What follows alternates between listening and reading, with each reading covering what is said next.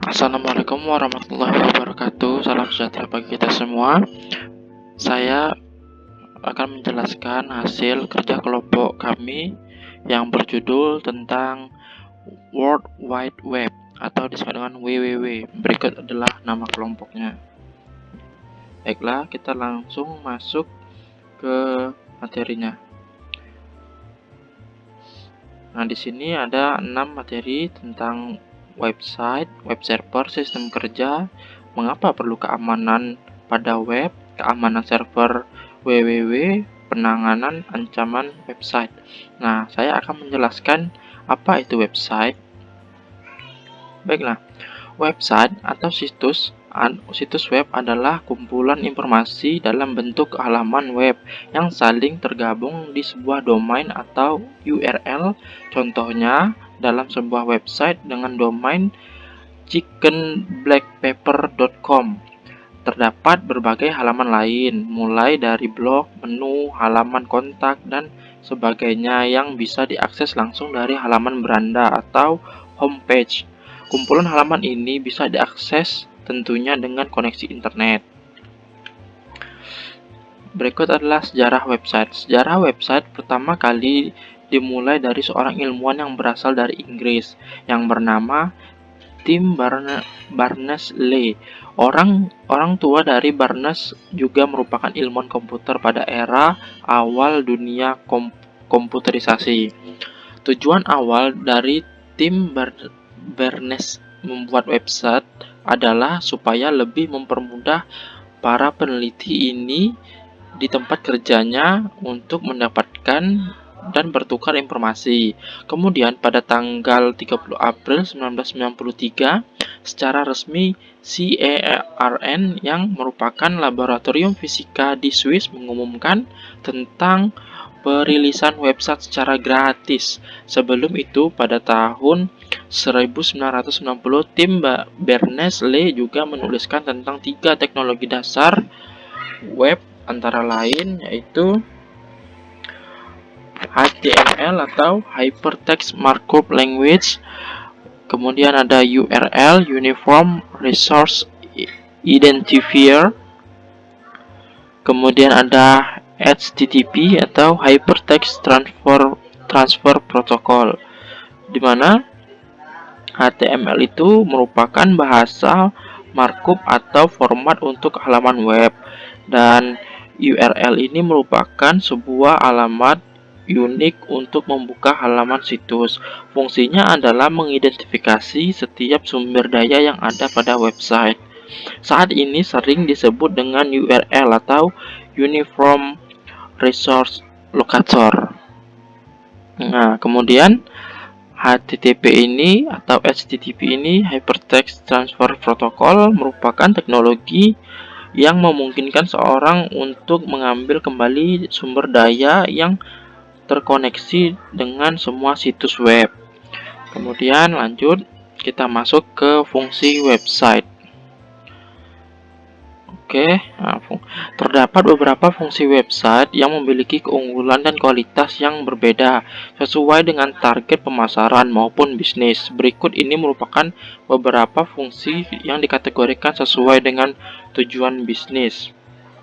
Kita lihat yang pertama ada sarana informasi. Sarana informasi ini untuk menyampaikan informasi terbaru dan menarik untuk dibaca oleh customer atau pelanggan. Pada dasarnya, website juga dapat dijadikan sebagai sarana edukasi pembelajaran, tutorial, tips, dan trik, dan masih banyak lagi lainnya. Kemudian ada sebagai blog. Blog ini merupakan fungsi yaitu untuk membuka sebuah situs yang menampilkan halaman berisi artikel atau bahan bacaan. Nah, itulah yang disebut dengan blog. Orang yang sering membuat blog disebut dengan blogger. Jadi fungsinya ini yaitu untuk membuat blog, sehingga tujuan utama adalah untuk mendapatkan traffic pengunjung. Nah, kemudian ada sarana transaksi jual beli, toko online atau e-commerce. Nah, Ini adalah sebagai media untuk menampung proses transaksi jual beli online atau sering disebut dengan e-commerce. Dengan menggunakan website e-commerce, mampu untuk mendatangkan lebih banyak konsumen untuk membeli produk barang atau jasa melalui website yang telah disediakan. Perkenalkan, nama saya Andika Prasetyawan. Pembahasan kita selanjutnya yaitu web server. Web server adalah sebuah software atau perangkat lunak yang memberikan layanan berupa data, berfungsi untuk menerima permintaan HTTP atau HTTPS dari klien atau yang kita kenal dengan web browser. Selanjutnya, ia akan mengirimkan respon atas permintaan tersebut kepada klien dalam bentuk halaman web. Jika berbicara secara detail, maka web server memiliki peran dalam memproses berbagai data yang diminta oleh klien. Kemudian, ia memberikan hasil atau jawaban berupa dokumen, video, foto, atau beragam bentuk berkas lainnya. Jenis-jenis web server. Yang pertama adalah Apache. Apache merupakan salah satu contoh web server yang paling banyak digunakan di internet pada saat ini. Popularitas program yang pertama kali didesain untuk sistem operasi lingkungan Unix tersebut cukup mumpuni berkat adanya beragam program pendukung yang bisa dimanfaatkan oleh pengguna.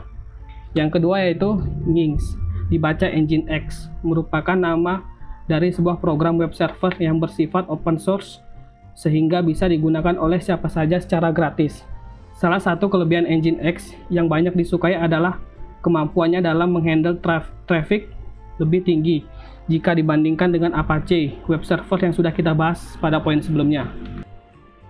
Yang ketiga adalah Internet Information Service.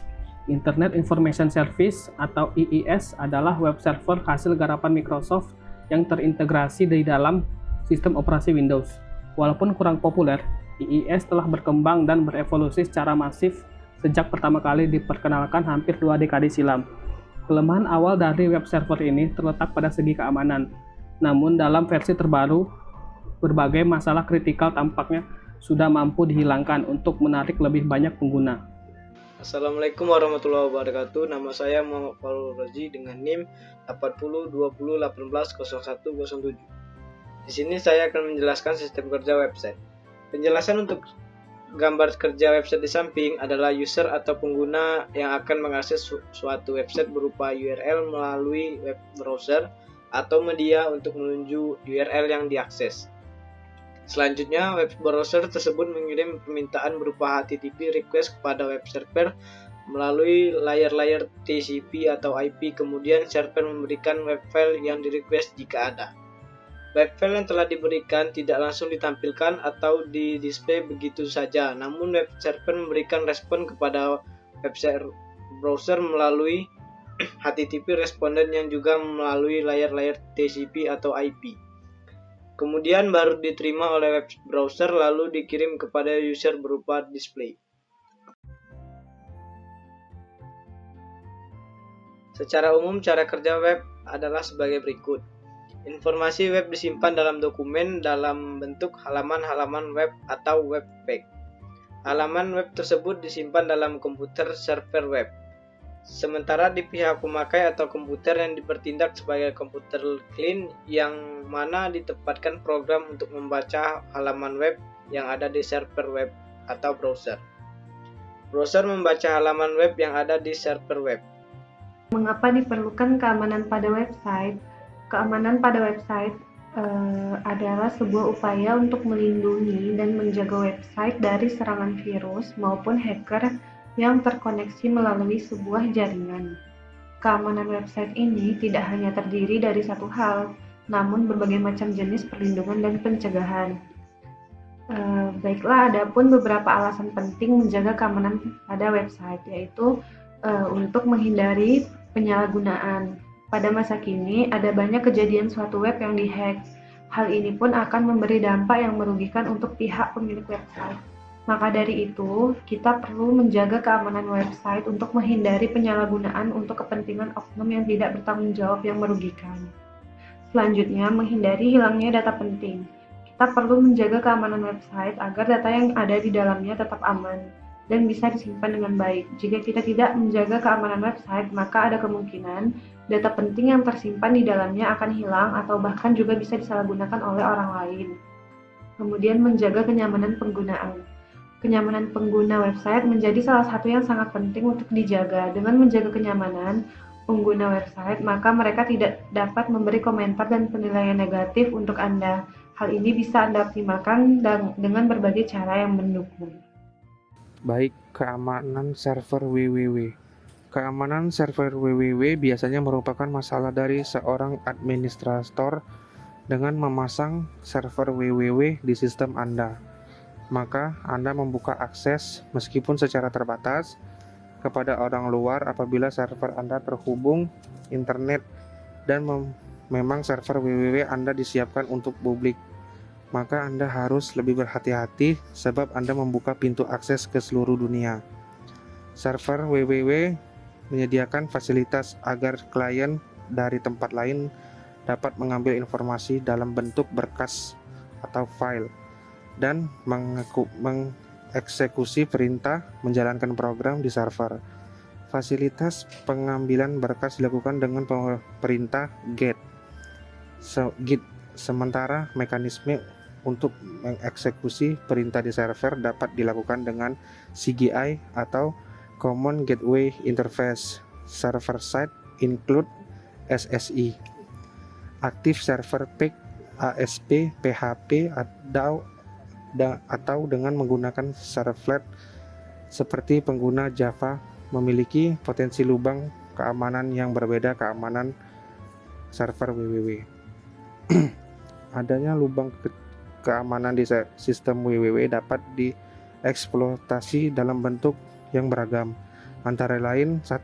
Informasi yang ditampilkan di server diubah sehingga dapat mempermalukan perusahaan atau organisasi Anda, dikenal dengan istilah device 1. Informasi yang semestinya dikonsumsi untuk kalangan terbatas, misalnya laporan keuangan, strategi perusahaan Anda, atau database klien Anda, ternyata berhasil disadap oleh saingan Anda. Ini mungkin disebabkan salah stop server, salah stop router atau firewall, atau salah stop authentication, atau orang yang memonitor kemana saja Anda melakukan web surfing.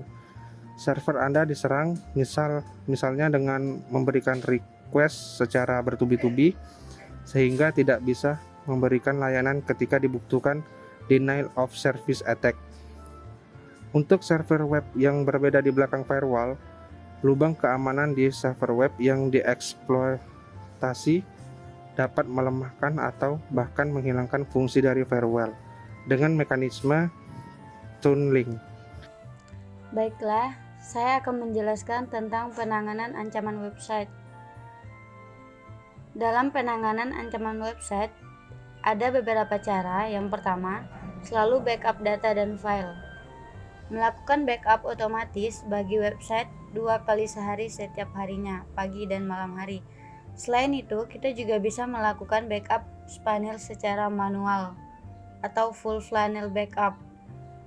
Yang kedua, lakukan enkripsi pada halaman sensitif. Yang dimaksud di sini adalah halaman-halaman website di mana kita akan memasukkan data-data sensitif seperti misalnya username dan password.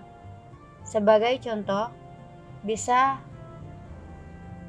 melalui email, mengakses email, dan halaman login WordPress dashboard. Selanjutnya, yang ketiga, batasi penyebaran informasi sensitif. Terkadang kita tidak bisa menghindari penyebaran informasi-informasi sensitif yang kita miliki, misalnya username dan password untuk login ke panel dan lain sebagainya. Informasi-informasi semacam ini, suka tidak suka, terpaksa harus kita berikan kepada rekan kerja kita misalnya. Batasi jumlah orang yang mengetahui informasi semacam ini dan jangan sebarluaskan jika memang bisa. Selanjutnya yang keempat, gunakan password yang kuat. Hacker-hacker akan selalu mencari cara dan metode baru untuk bisa menjebol password yang kita miliki. Sebagian dari kita mungkin berpikir password yang kuat lebih ditentukan dengan penggunaan karakter-karakter tertentu. ketimbang seberapa panjang jumlah karakter password kita tersebut. Pada faktanya, semakin panjang, semakin banyak jumlah karakter suatu password, maka akan semakin kuat pula password tersebut. Sebuah password sepanjang 8 karakter akan lebih baik ketimbang sebuah password sepanjang 6 karakter. Selanjutnya, yang kelima, selalu gunakan koneksi pada jaringan yang aman. Hindari untuk terhubung connect ke internet pada jaringan yang tidak aman atau settingan keamanannya tidak jelas, misalnya pada tempat-tempat umum, kafe, restoran, dan lain-lain. Jika Anda terpaksa harus terhubung ke internet tempat semacam ini, gunakanlah jasa web proxy yang terpercaya seperti misalnya OpenVPN. Selanjutnya, yang keenam, selalu up to date. Jika Anda mendapatkan pemberitahuan atau notifikasi mengenai hal ini, segera up-to-date software atau website Anda tersebut. Selanjutnya yang ketujuh, gunakan server hosting yang aman. Seberapa jauh keamanan website Anda juga ditentukan oleh seberapa kuat tingkat keamanan server hosting yang Anda gunakan.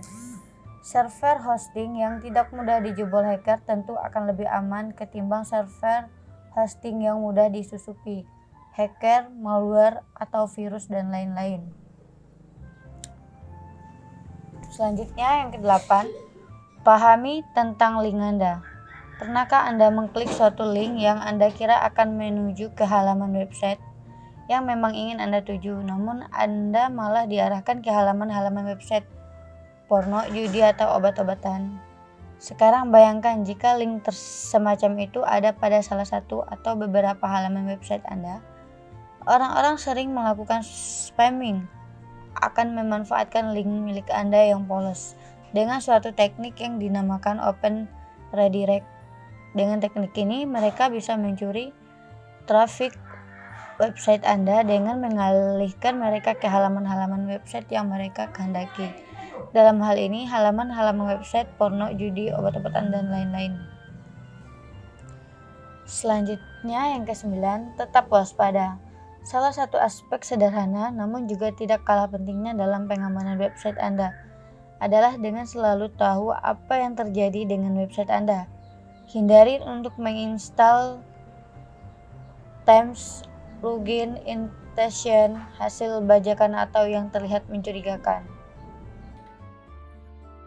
Jadi kesimpulan dari materi di atas adalah www merupakan kumpulan informasi pada beberapa server komputer yang terhubung satu sama lain dalam jaringan internet.